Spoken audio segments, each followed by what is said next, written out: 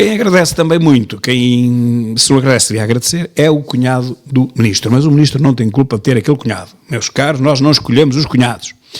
Leitão Amaro não tem culpa das coisas que o cunhado faz, desde que não esteja envolvido, e ele tenta não estar. Temos que lhe fazer essa justiça. A notícia, portanto, não é sobre o ministro. A notícia é sobre a corrupção sistémica que asfixia Portugal e que muitos tentam agora desvalorizar, não é? Veio o Seguro dizer, mas acham mesmo que há corrupção em Portugal? Há 50 anos... Ele diz isto mais devagar, não é? Não diz, acham mesmo? Alguém acredita? É esta a velocidade dele.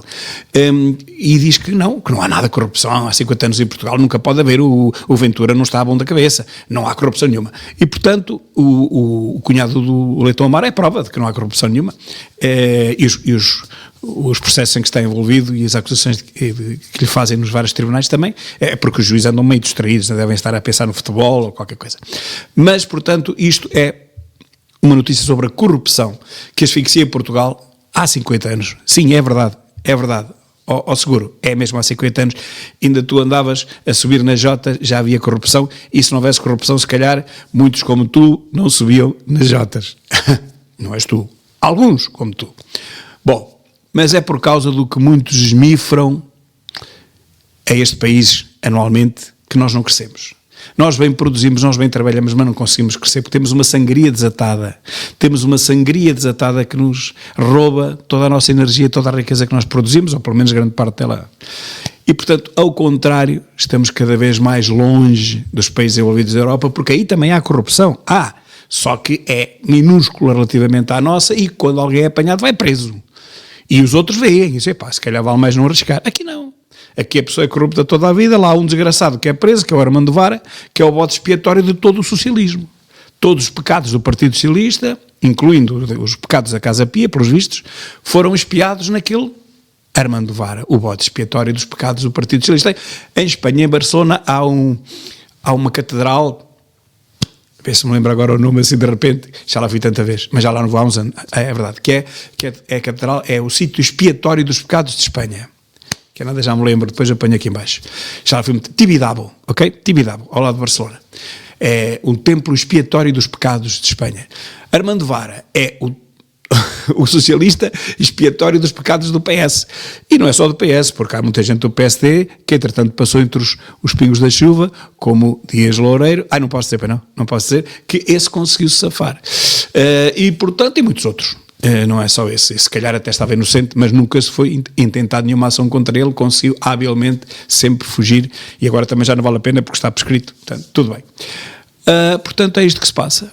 Não é sobre o ministro, não é sobre o cunhado sequer do ministro, que é um artista, já sabemos que é um artista, mas é sobre todo o sistema que permite que estes artistas ganhem milhões com o Estado português. Está bem? É condenado, mas continua a ganhar dinheiro. Vê-se que roubou, não é este caso genérico, vê-se que roubou, mas não faz mal. A seguir, ganha mais um concurso. É isto que se passa em todo lado. Temos aqui na minha terra uma empresa que pôs a Câmara em tribunal e continua a ganhar concurso a seguir para as novas obras. E tem a empresa em tribunal.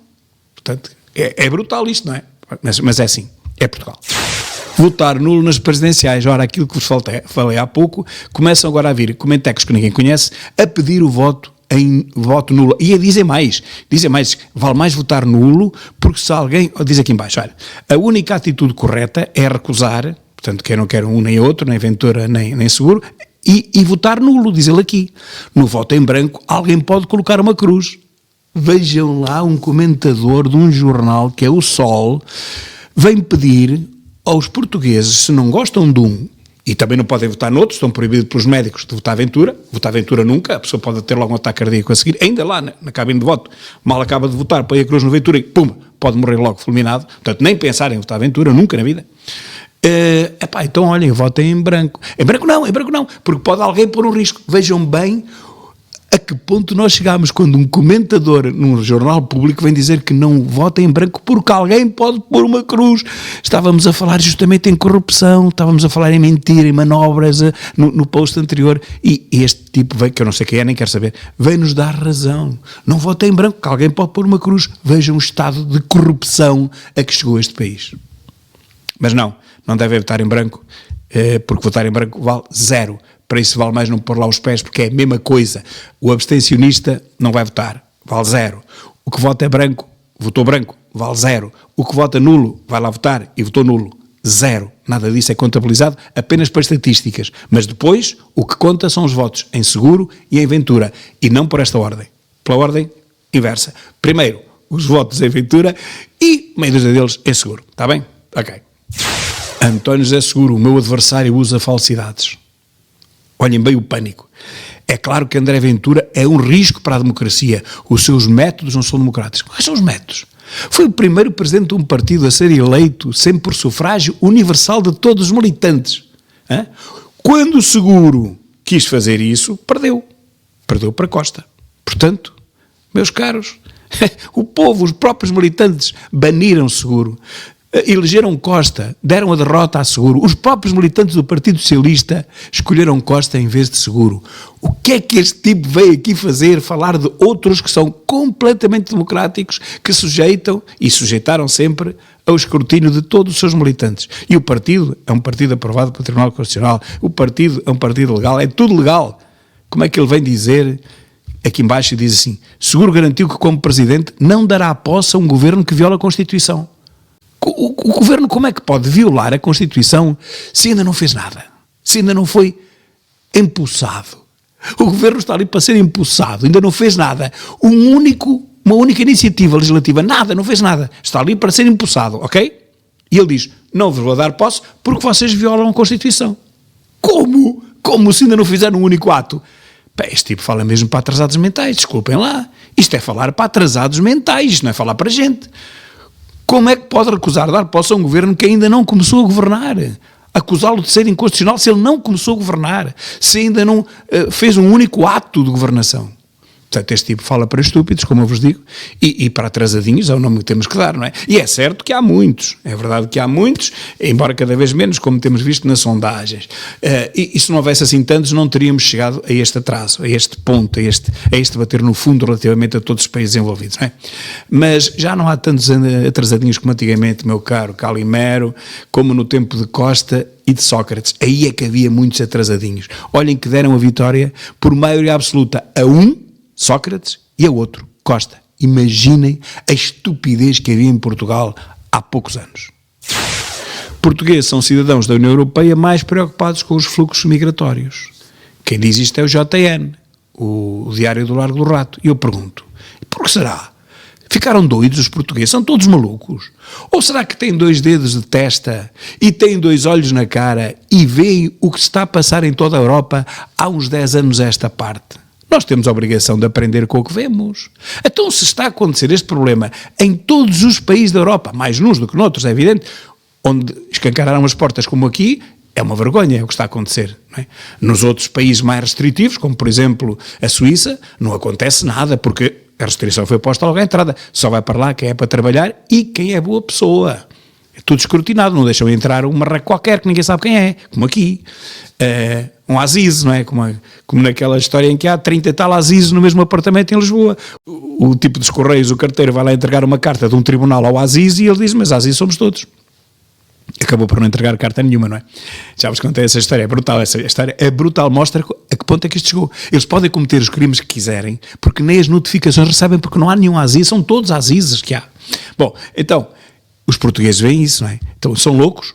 Têm 2 olhos na cara ou não têm 2 olhos na cara? Claro que tem que ter, e claro que tem que aprender com os erros e com a bandalheira que aparece a Europa fora. Só quem nunca saiu daqui, e há milhões que nunca saíram daqui, é verdade, esses é que podem estar na ignorância, porque nunca tiraram os pés fora de Vilar Formoso. Agora, quem vai à Europa, quem vai à França, quem vai à Bélgica, quem vai aos países todos da Europa, os imigrantes que lá trabalham e quem lá vai visitar, deita as mãos à cabeça e diz, isto é impossível.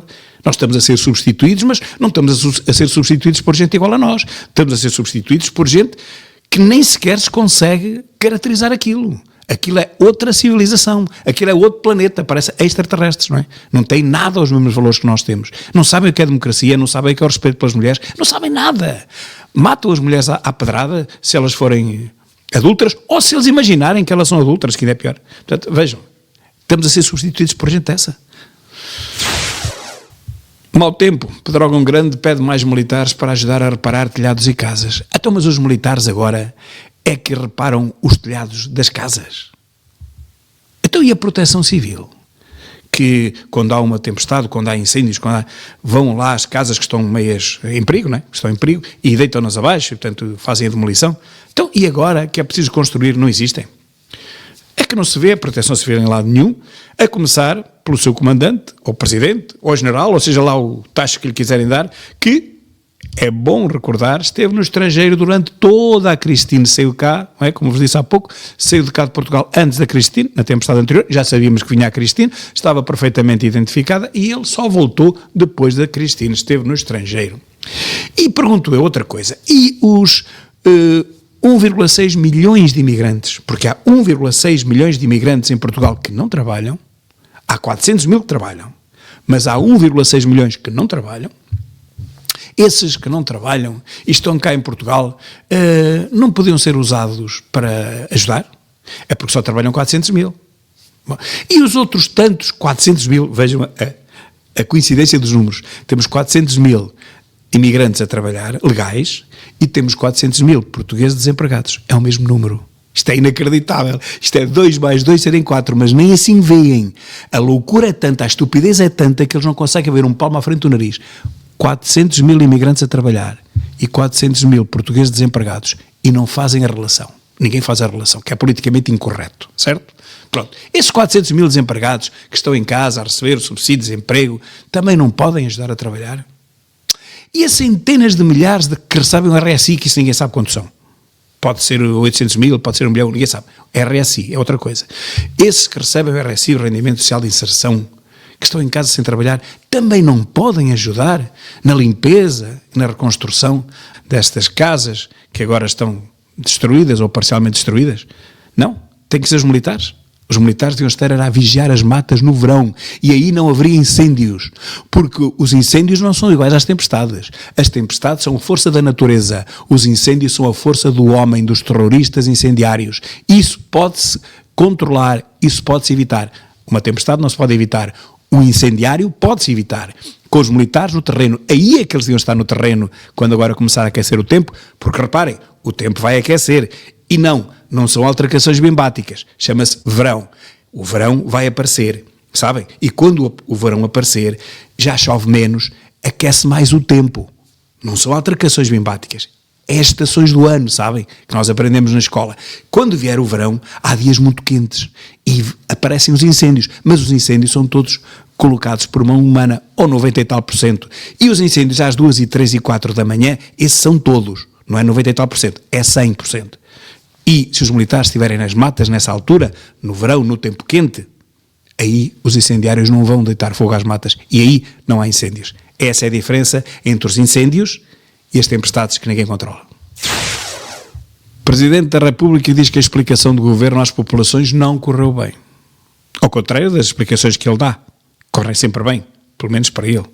Estas não correram bem. Mas eu pergunto, o que é que tem corrido bem neste país nos últimos 30 anos, para não dizer 50? Dou os primeiros 20 de barato, também estávamos numa democracia, não percebemos nada daquilo, éramos todos novos no assunto, cometeram-se erros. Esses erros são desculpáveis porque nós não estávamos habituados à democracia. Ok, dou de barato esses primeiros 20 anos, em que muita gente enriqueceu logo, os partilhos enriqueceram logo nos primeiros 20. Mas pronto, vamos dar esses primeiros 20 porque foi a tal aprendizagem que diz a Ministra, é tudo uma aprendizagem coletiva. Toda a gente aprende, menos ela. Ela é que não consegue aprender nada. Mas pronto, o que é que tem corrido bem neste país nos últimos 30 anos, pergunto eu? Batemos no fundo da tabela da Europa, porquê? É porque somos feios? Não, foi azar. Foi o árbitro que nos prejudicou e não havia VAR nessa altura? Não. Ou foi a classe política que nos levou a este pântano, como dizia Guterres, fugiu do pântano para estar numa reforma super dourada, não é? Ou foi um país de tanga, como dizia Durão Barroso, que fugiu deste país para a sua reforma super dourada no Parlamento Europeu? Bom, a verdade é que os portugueses não tiveram essa oportunidade, não foram nem para o Conselho da Europa, nem foram para o Parlamento Europeu, não conseguiram reformas douradas e ficaram aqui a trabalhar para conseguir dar sustento à sua família. Esses é que tiveram azar, esses é que tiveram que aguentar com os erros e a corrupção generalizada, seguro, mais uma vez, a corrupção generalizada de 50 anos. Os primeiros 20 desculpam-se, até a entrada na CEE, podem se desculpar até 86, mas depois daí para cá já não. Daí para cá foi um assalto, foi um saque a este país, uma coisa inacreditável, dia após dia, caso após caso, bronca após bronca, denúncia após denúncia na comunicação social e nada parou. Tudo continuou, a corrupção cada vez mais forte, cada vez mais energizada, empoderada, como agora se diz. Foi uma corrupção empoderada pela esquerda maravilhosa. E pronto, chegámos onde chegámos. Chegámos onde chegámos e tivemos que passar por isto. Pela guerra colonial portuguesa, que hoje em dia a tentam inverter completamente, a tentam manipular na história, mas não podem, porque estão escritos já documentos. Não podem manipular. Nós não fizemos mal a ninguém. Nós fomos atacados, faz hoje, 4 de fevereiro de 1961, fomos atacados por forças terroristas em esquadras que queriam libertar presos, que eles diziam que eram políticos, mas não eram presos mesmo de assaltantes, criminosos que estavam presos. Quiseram assaltar as prisões. Isso foi a MPLA. Mas mais grave do que isso foi o que se passou em 15 de março, que eu digo aqui em cima, cuidadosamente não se indica esse episódio, o episódio que fez despoltar a guerra colonial. Não foi nenhum ataque armado a um exército, a um quartel. Não foi uma iniciativa bélica. Não. Foi um ataque a famílias, começou por uma, mas depois estendeu-se a várias, famílias de colonos portugueses que foram massacrados e decapitados no norte de Angola, decapitados, e fotografias foram tiradas e correram o mundo inteiro por terroristas. Os colonos não são militares, os colonos não fizeram mal a ninguém, estavam lá a tratar da sua vida, a ganhar a vida nas roças de café. Não tinham escravos, que não havia escravos em África, e muito menos em Angola em 1961, não havia escravidão nenhuma. Há muitas centenas de anos que não havia escravos, mas a verdade é que eles foram massacrados e decapitados, e essas fotografias correram o mundo. E foi aí que começou verdadeiramente a guerra colonial. Porquê? Porque aí Salazar viu-se na obrigação de ter que enviar tropas, mais do que as lá, que havia meio dúzia de polícias, mas de ter que enviar tropas militares a sério, porque estávamos a ser atacados por forças militares, embora terroristas, mas militarizadas. No caso dos colonos, aquilo até foi tudo à catanada, nem sequer houve tiros, cortaram-lhes a cabeça e mais nada. Esse foi o princípio da guerra colonial, foi o princípio do terrorismo. E tem aqui, que eu fui buscar a história, o episódio de 15 de março de 61, a UPA, nem sequer foi a MPLA, foi a UPA, a União das Populações de Angola, que realizou um ataque coordenado no norte de Angola, resultando na morte de centenas de colonos portugueses, centenas, meus caros. Não foi só a família que eu vos falei, a família que eu vos falei foi a primeira, mas depois houve dezenas e dezenas de mortes e de ataques desse género, tudo à catanada. Na morte de centenas de colonos portugueses e trabalhadores africanos em fazendas de café. Trabalhadores africanos também, os que trabalhavam nas roças de café para os portugueses, também esses foram massacrados, meus caros. Acham que isto é uma iniciativa militar? Não, isto foi matar os colonos portugueses e decapitá-los, foi isto. E foi isto que foi o início da guerra colonial. A 4 de fevereiro houve militantes, aqui dizem militantes, mas são militares, da MPLA, que atacaram a cadeia da 7ª Esquadra, a Casa da Reclusão Militar e a Emissora Nacional em Luanda, visando libertar presos políticos. Isto tem uma intenção política. Agora, matar colonos e decapitá-los não tem nada de político isso, ok? E foi exatamente aqui que começou a guerra colonial.